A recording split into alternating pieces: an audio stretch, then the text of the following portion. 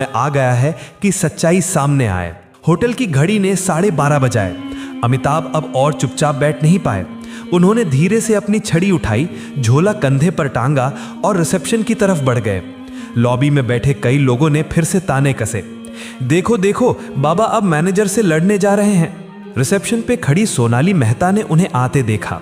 उसने झुंझलाकर कहा, बाबा आपको कहा था ना इंतजार कीजिए, मैनेजर अभी बिजी हैं। अमिताभ ने उसकी ओर देखा और नरम आवाज में बोले, बेटी बहुत इंतजार कर लिया, अब मैं खुद ही उनसे बात कर लूंगा। इतना कहकर अमिताभ सीधा मैनेजर सौरभ मल्होत्रा के कैबिन की ओर बढ़े। लॉबी में खामोशी छा गई। सबकी नजरें उसी तरफ टिक गईं। हर कोई देखना चाहता था कि आगे क्या होने वाला है। जैसे ही अमिताभ ने कैबिन का दरवाजा खोला, सौरभ अपनी घूमने वाली कुर्सी पर अकड़ के साथ बैठा था। उसने भौएं चखाते हुए कहा, हाँ बाबा बताइए, इतना शोर क्यों मचा रखा है, क्या काम है आपको?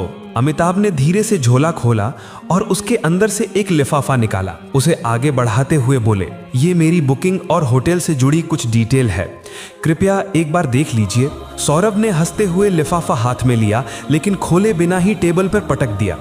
उसकी हंसी में अहंकार साफ झलक रहा था। उसने कहा, बाबा जब किसी इंसान की जेब में पैसे नहीं होते हैं तो उसे बुकिंग जैसी बड़ी बड़ी बातें करना बिल्कुल बेकार है। मुझे आपके जैसे लोगों की शक्ल देखकर ही पता चल जाता है कि आपके पास कुछ नहीं है। ये होटल आपके बस का नहीं है, बेहतर होगा आप यहाँ से चले जाएं। अमिताभ ने उसकी आंखों में देखा। उनकी आवाज अब गहरी और गंभीर हो चुकी थी।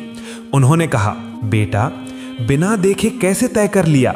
एक बार इन कागजों को देख तो लो, सच्चाई अक्सर वैसी नहीं होती जैसी दिखती है। सौरभ कुर्सी पर पीछे झुक गया और जोर से हंसते हुए बोला, बाबा मुझे किसी कागज को देखने की जरूरत नहीं है, मैं सालों से इस होटल को संभाल रहा हूँ। लोगों की शक्लें देखकर ही पहचान लेता हूँ कि किसकी क्या औकात है। आपकी शक्ल कहती है आपके पास कुछ भी नहीं है।